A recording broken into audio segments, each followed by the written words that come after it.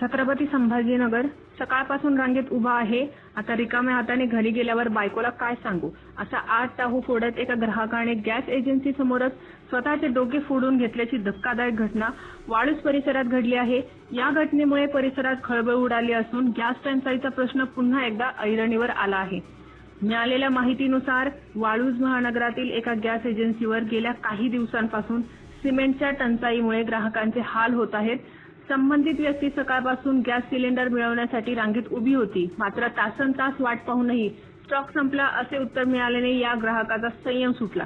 संतापाच्या भरात आणि घरच्या विवेचनेतून त्याने जवळ असलेल्या एका वस्तूवर आपले डोके जोरात आदळले. यात तो गंभीर जखमी झाला असून त्याला तातडीने उपचारासाठी हलवण्यात आले आहे.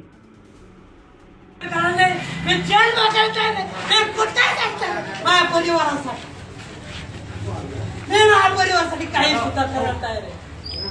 मला फक्त गॅस भेटत